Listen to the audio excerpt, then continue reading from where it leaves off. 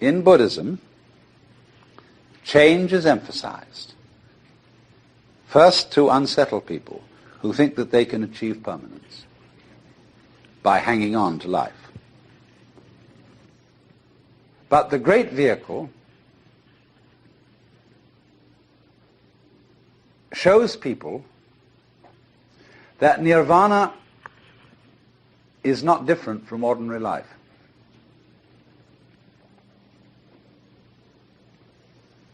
So that when you have reached nirvana,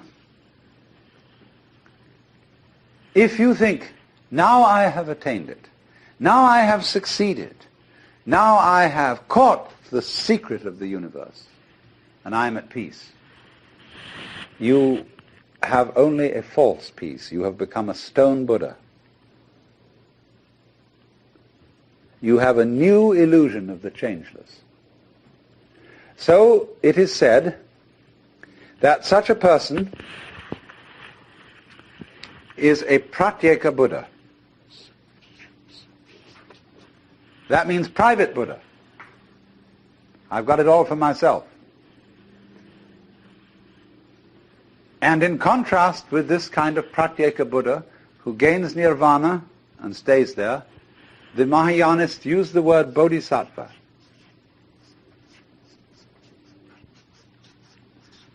Sattva means essential principle, bodhi, awakening. A person whose essential being is awakened. The word used to mean junior Buddha, someone on the way to becoming a Buddha.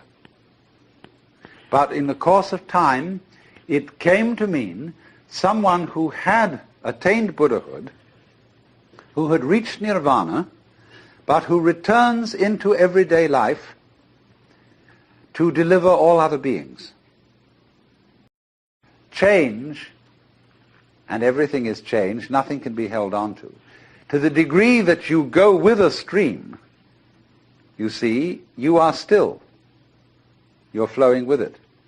But to the degree you resist the stream, then you notice that the current is rushing past you and fighting with you. So swim with it.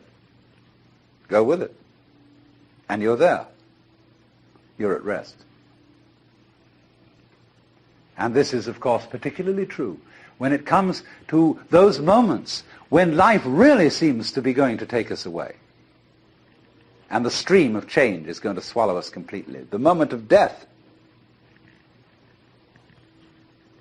And we think, oh, this is it. This is the end.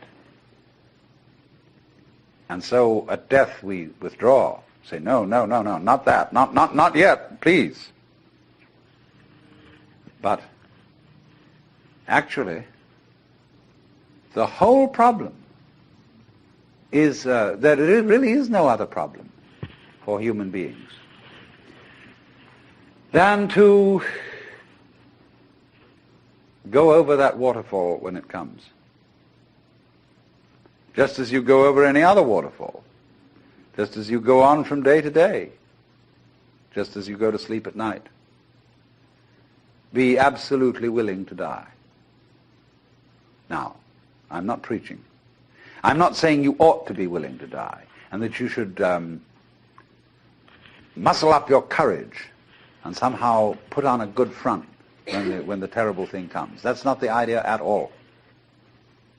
The point is that you can only die well if you understand this system of waves. If you understand that your disappearance as the form in which you think you are you, your disappearance as this particular organism, is simply seasonal, that you are just as much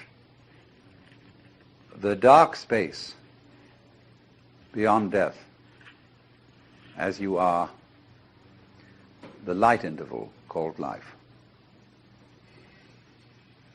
These are just two sides of you. because you is the total wave. See, you can't have half a wave. Nobody ever saw waves which just had crests, no troughs. So you can't have half a human being who is born but doesn't die.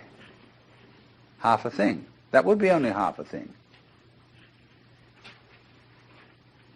But the propagation of vibrations, and life is vibration, it simply goes on, but its cycles are long cycles and short cycles.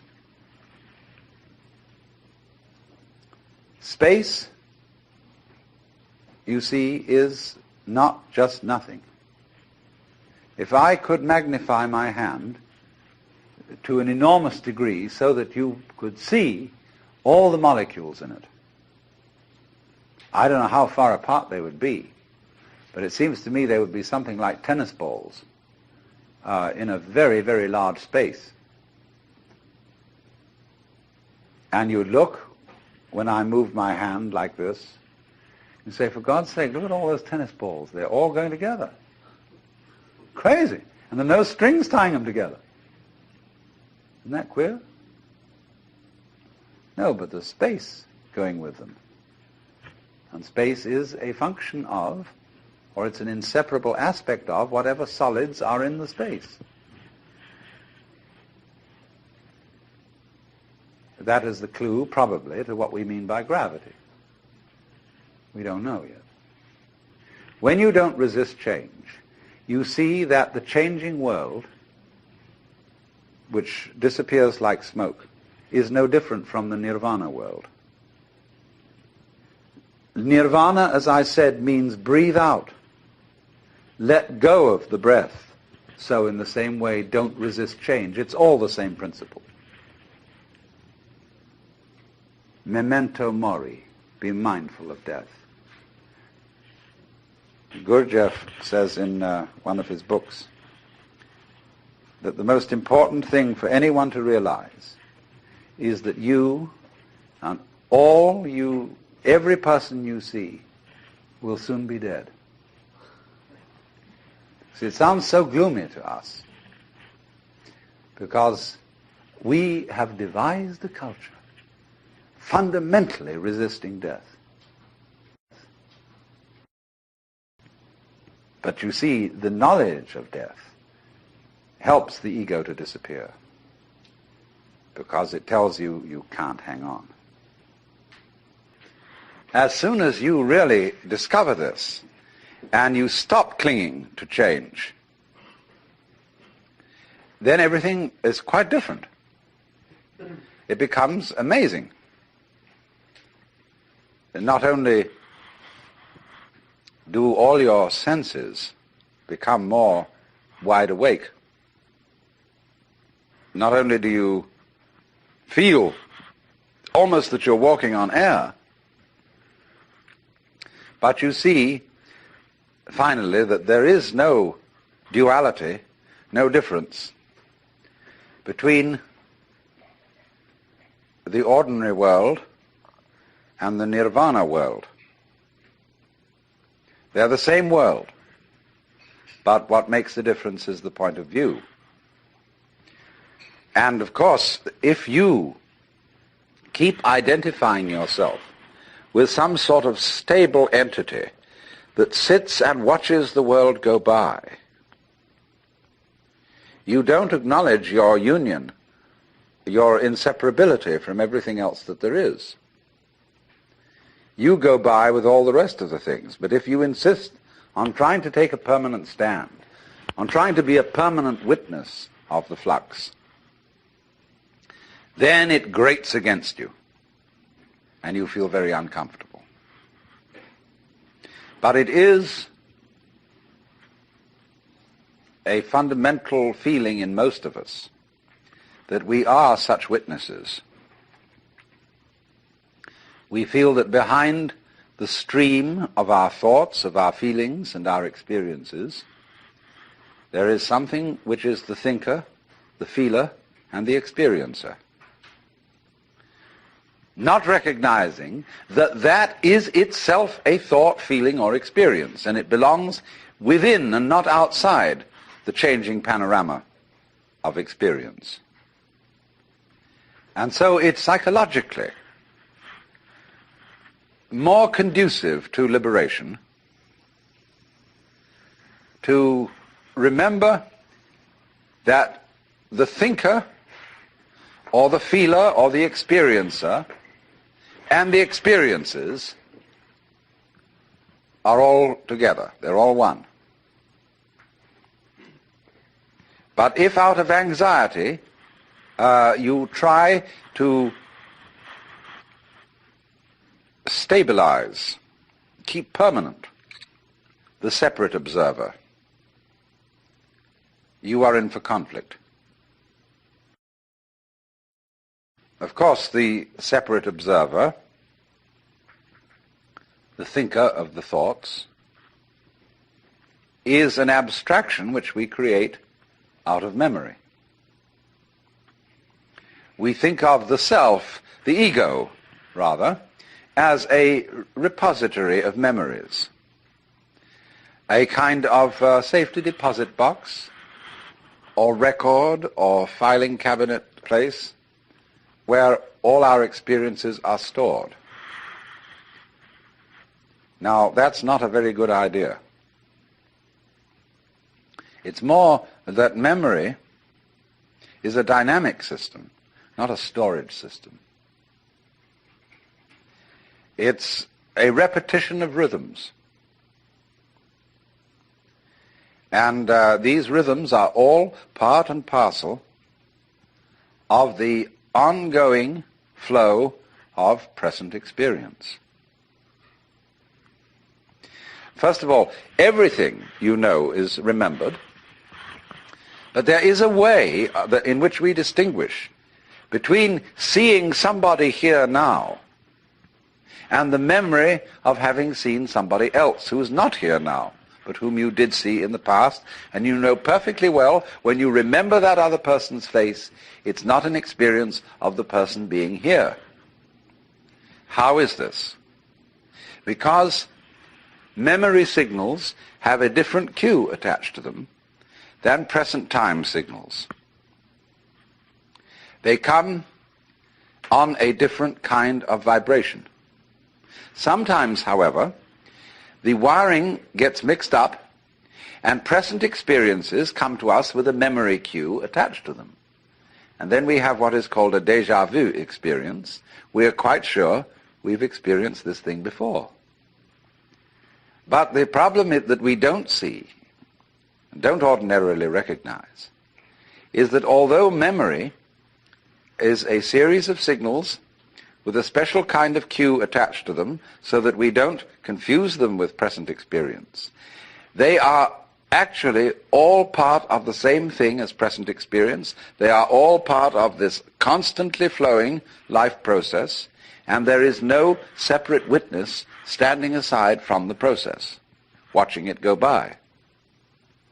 You're all involved in it. Now, accepting that, you see, going with that, although at first it sounds like the knell of doom, is if you don't clutch it anymore. Splendid.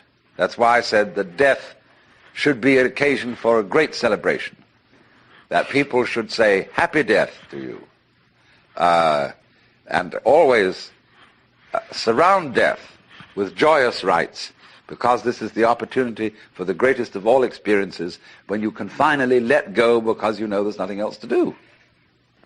So we get finally, not quite finally, to the void, the shunya.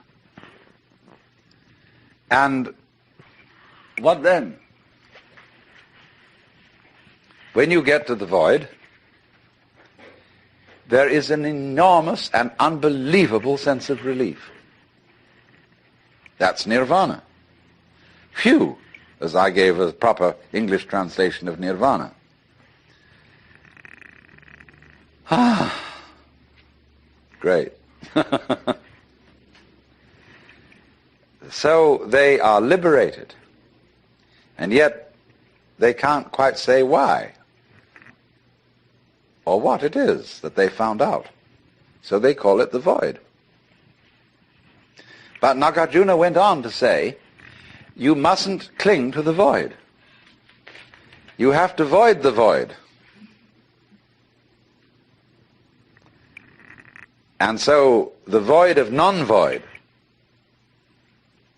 is the great state, as it were, of Nagarjuna's Buddhism.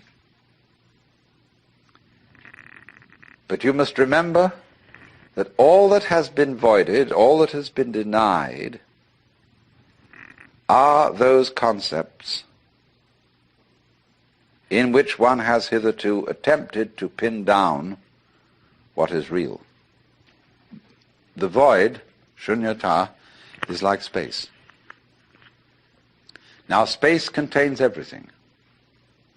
The mountains, the oceans, the stars, the good people and the bad people, the plants, the animals, everything. Now the mind in us, the true mind, is like that. You will find that when Buddhists use the word mind, they have several words for mind, but I'm not going into the technicality at the moment. They mean space. See, space is your mind.